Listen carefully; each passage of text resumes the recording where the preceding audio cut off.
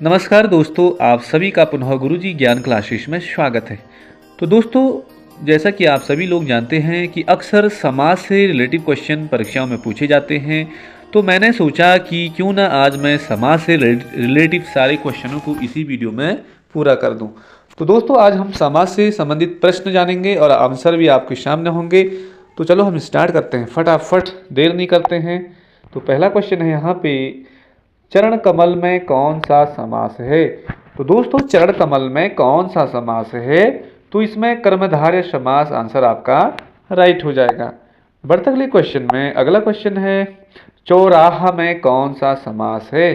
तो दोस्तों, चौराहा तो इसमें हो जाएगा आपका द्विगु समास हो जाएगा। संख्यावाचक जहाँ पे भी आता है चार राह मतलब चार रास्ते, तो यहाँ पे आपका द्विगु समास राइट आंसर हो जाएगा। बढ़ते अगले क्वेश्चन में, समास के कितने पद होते हैं। तो समास के दो पद होते हैं। पहला जो होता है वो पूर्व पद होता है और लास्ट का उत्तर पद होता है। तो विकल्प के आधार पर समास के दो पद होते हैं। ऑप्शन नंबर बी आपका राइट आंसर। बढ़ते अगले क्वेश्चन में, क्वेश्चन नंबर 4, जिस समास में दूसरा पद प्रधान रहता है, दूसरा पद प्रधान रहता है उसे कौन सा समास कहते हैं।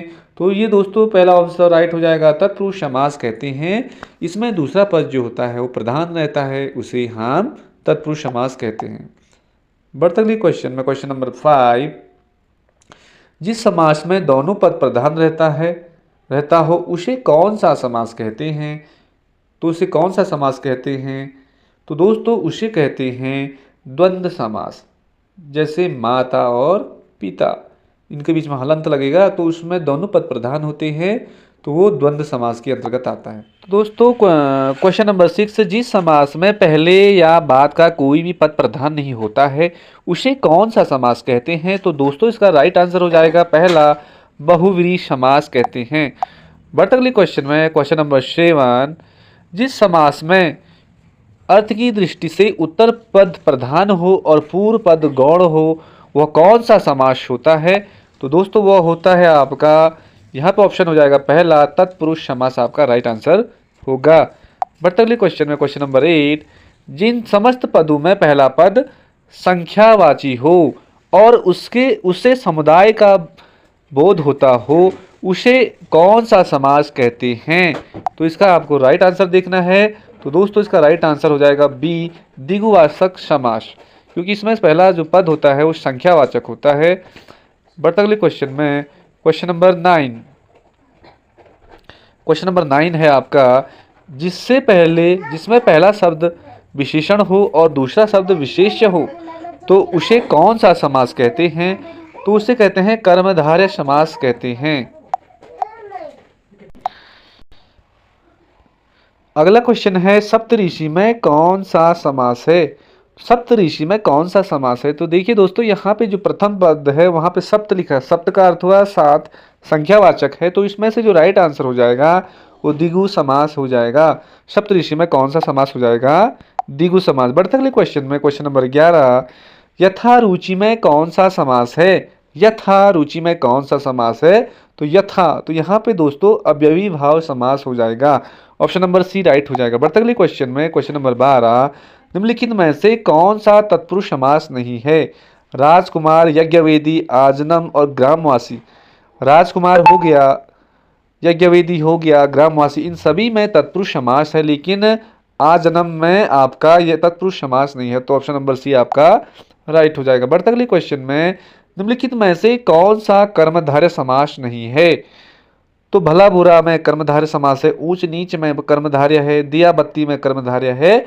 ऑप्शन नंबर ए अधमरा, अधमरा में आपका कर्मधारय समास नहीं है। तो बढ़ते अगले क्वेश्चन में, क्वेश्चन नंबर 14, गुरुदेव शब्द में कौन सा समास है। तो दोस्तों गुरुदेव शब्द में कौन सा समास है। तो ये आपका इसमें पहला आंसर हो जाएगा कर्मधारय समास गुरुदेव शब्द में राइट आंसर है।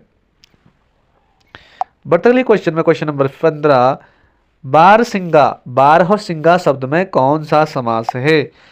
बारहसिंगा, बारहसिंगा शब्द में कौन सा समास है। तो दोस्तों इसमें ऑप्शन का आधार पे देखेंगे हम तो बहुव्रीहि समास आपका इसमें राइट आंसर हो जाएगा। बढ़ते अगले क्वेश्चन में, क्वेश्चन नंबर 16, निम्नलिखित में से निम्नलिखित में से कौन सा शब्द कर्मधारय समास है? कर्मधारय किसमें है, इनमें आपको देखना है।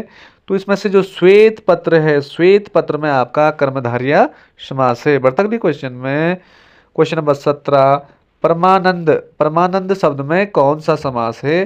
तो दोस्तों परमानंद शब्द में जो कर्मधारय समास आपका राइट आंसर हो जाएगा। बढ़ते अगले क्वेश्चन में, अगला क्वेश्चन है 18, निम्नलिखित में से कौन सा समास का भाग नहीं है? समास का भाग नहीं है कह रहा है।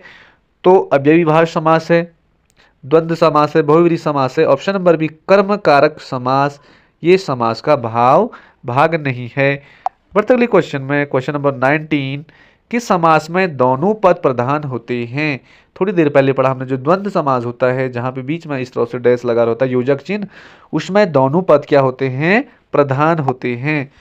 क्वेश्चन नंबर 20, क्वेश्चन नंबर 20 देखिए, किस समास में प्रथम पद संख्यावाची तथा अंतिम पद संज्ञा रहता है? तो दोस्तों अभी पढ़ा हमने कि जिसका प्रथम पद संख्यावाची होता है उसे हम द्विगु समास कहते हैं, द्विगु समास कहते हैं। क्वेश्चन नंबर 21, महाजन शब्द में कौन सा समास है? महाजन, इसमें जो है ऑप्शन नंबर पहला राइट हो जाएगा, कर्मधारय समास आपका आंसर राइट हो जाएगा। बढ़ते अगले क्वेश्चन में, क्वेश्चन नंबर 22, इनमें से जिनमें कोई पद प्रधान नहीं होता तथा अन्य अर्थ प्रधान होते हैं वहां कौन सा समास होता है? तो दोस्तों जो बहुव्रीहि समास है उसमें कोई भी पद क्या होता है? प्रधान नहीं होता, लेकिन उनका अर्थ क्या होता है? प्रधान होता है, उसे हम बहुव्रीहि समास कहते हैं। अगला क्वेश्चन देखिए, क्वेश्चन नंबर 23, जलमग्न शब्द में कौन सा, जलमग्न शब्द में कौन सा समास होगा? जलमग्न, तो दोस्तों इसमें जो होगा तत्पुरुष समास होगा, तत्पुरुष समास होगा। बढ़ते अगले क्वेश्चन में 24वां, वज्रपाणी, वज्रपाणी, वज्रपाणी शब्द में कौन सा समास है? तो वज्रपाणी शब्द में आपका बहुव्रीहि समास राइट आंसर हो जाएगा। तो गाइस दोस्तों वीडियो को 2-3 बार सुनो, आपको सारे याद हो जाएंगे। और ये बहुत सिलेक्टेड समाज से रिलेटिव क्वेश्चन हैं जो कि परीक्षाओं में बार बार पूछे जाते हैं। क्वेश्चन नंबर 25, पंचवटी शब्द में कौन सा समास है? तो दोस्तों पंचवटी, पंचवटी मतलब 5 वट बने, तो पंचवटी में कौन सा समास है? तो आपका द्विगु जो समास है आपका यहाँ पे आंसर राइट हो जाएगा। क्वेश्चन नंबर 26, सुनीता के बच्चे घास फूस की तरफ बढ़ रहे हैं, इस वाक्य में घास फूस कौन सा समास होगा? तो दोस्तों यहाँ पे घास और फूस देख, जिसके दोनों पद प्रधान होते हैं, अभी मैंने बताया वो द्वंद्व समास कहलाता है और इनके बीच योजक चिन्ह होता है, घास फूस एक दूसरे से मतलब होता है। तो यहाँ पे द्वंद्व समास आपका राइट आंसर हो जाएगा। बढ़ते अगले क्वेश्चन में, अगला क्वेश्चन है 27, निम्नलिखित शब्दों में से कौन सा शब्द बहुव्रीहि समास का उदाहरण है? तो दोस्तों यहाँ पे यथाक्रम हंसमुख, इनमें से जो शूलपाणी है, शूलपाणी में बहुव्रीहि समास इसका राइट आंसर है। बढ़ते अगले क्वेश्चन में, नीचे दिए गए शब्द, अगला क्वेश्चन 28वां, नीचे दिए गए शब्दों में कौन सा द्विगु समास है? द्विगु, तो अभी देख लो द्विगु जहाँ पे संख्यावाचक होता है, चतुर्भुज, चार चार संख्या आ रहा है ना, तो यहाँ पे चतुर्भुज में कौन सा समास है? द्विगु समास आपका राइट आंसर हो जाएगा।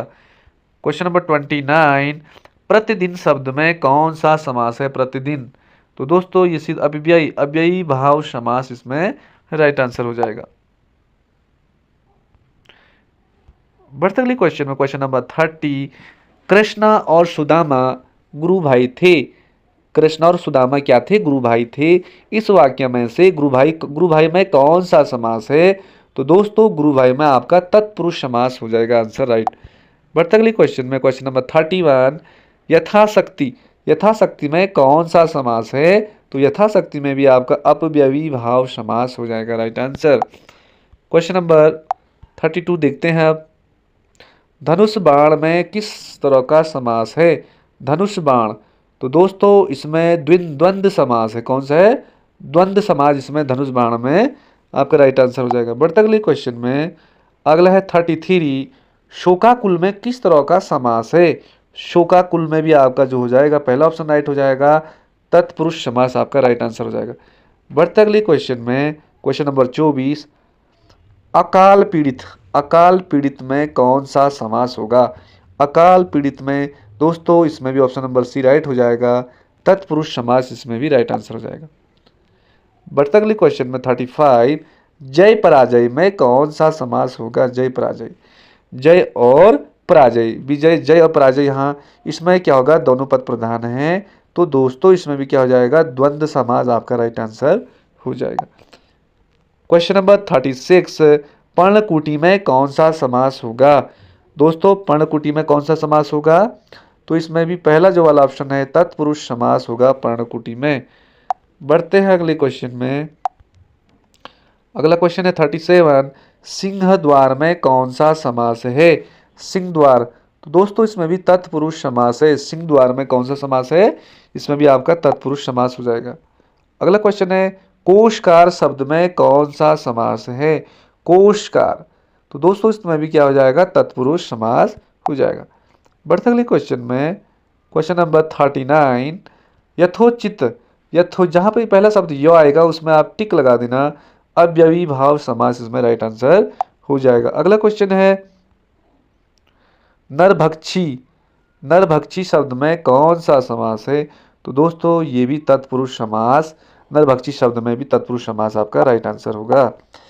अगला बहुत ज्यादा इंपॉर्टेंट क्वेश्चन है, नीलोत्पलम शब्द में कौन सा समास होगा? तो दोस्तों नीलोत्पलम शब्द में कौन सा समास होगा? कर्मधारय समास, ऑप्शन नंबर 1 आपका राइट आंसर। बढ़ते अगले क्वेश्चन में, धनंजय शब्द में कौन सा समास होगा? तो दोस्तों धनंजय, इसमें आपका बहुव्रीहि समास आपका राइट आंसर हो जाएगा। बढ़ते अगले क्वेश्चन में, क्वेश्चन नंबर 43, मनमाना में कौन सा समास होगा? मनमाना, तो इसमें भी आपका दोस्तों कौन सा हो जाएगा? तत्पुरुष समास हो जाएगा। अगला क्वेश्चन है 44वां, कतरव्योत, कतरव्योत में कौन सा समास है? तो दोस्तों इनके बीच योजक चिन्ह का प्रयोग हुआ है। कतर और व्योत ये दोनों पद प्रधान हैं, तो इसमें द्वंद्व समास पहला ऑप्शन आपका राइट आंसर हो जाएगा। जहाँ पे योजक चिन्ह लगा रहता है उनमें द्वंद्व समास होता है। बढ़ते अगले क्वेश्चन में 45वां, लाभ हानि में कौन सा समास है? लाभ और हानि, तो दोस्तों लाभ हानि में ऑप्शन के आधार पर देखेंगे हम तो द्विगु, तत्पुरुष, अव्ययीभाव, इनमें से कोई भी समास नहीं है। लाभ और हानि इसमें द्वंद्व समास होगा, लेकिन यहाँ ऑप्शन के आधार पर इनमें कोई भी ऑप्शन आपका राइट आंसर हो जाएगा। क्वेश्चन नंबर 46, लंबोदर, लंबा है जिसका उदर अर्थात भगवान गणिना, तो लंबोदर में कौन सा समास है? तो दोस्तों ये बहुव्रीहि समास का उदाहरण है, बहुव्रीहि समास। क्वेश्चन नंबर 47 चेक करेंगे, तिरंगा शब्द में कौन सा समास है? तिरंगा, तीन रंग का तिरंगा, तो इसमें संख्यावाचक प्रथम पद आ रहा है, तो इसमें दोस्तों द्विगु समास आपका राइट आंसर हो जाएगा तिरंगा में। बढ़ते अगले क्वेश्चन में 41, निम्नलिखित शब्दों में कौन द्वंद्व समास है? किसमें द्वंद्व समास है बोलना? आप सभी जानते हैं द्वंद्व समास की विशेषता क्या होती है। इसमें दोनों पद क्या होते हैं? प्रधान होते हैं, और उन दोनों के बीच योजक चिन्ह का प्रयोग होता है। तो यहाँ पे जो पाप और पुण्य है, इन दोनों इसमें क्या होगा? द्वंद्व समास आपका राइट आंसर होगा। तो बढ़ते अगले क्वेश्चन में दोस्तों 49, उपकुल शब्द में समास होगा। उपकुल, उपकुल शब्द में कौन सा समास होगा? तो इसमें भी अव्ययी भाव समास इसमें राइट आंसर होगा। बढ़ते अगले क्वेश्चन में दोस्तों 50वां क्वेश्चन है, और आज का ये आखिरी क्वेश्चन समास से रिलेटिव, इसको देखते हैं। निर्विवाद, निर्विवाद शब्द में कौन सा समास है? तो इसका आंसर हो जाएगा कर्मधारय समास आपका राइट आंसर हो जाएगा। तो दोस्तों आई होप आपको ये 50 समास से रिलेटिव जो ये क्वेश्चन है बहुत अच्छे लगे होंगे, और आई होप आप इन्हें पढ़ोगे और आने वाली परीक्षाओं में आप इन्हें बेहतर से बेहतर करके आओगे। और इसी तरह के क्वेश्चन या वीडियो देखने के लिए चैनल को सब्सक्राइब करें। थैंक यू, धन्यवाद। मिलते हैं किसी अगली नेक्स्ट वीडियो में, तब तक के लिए बाय बाय।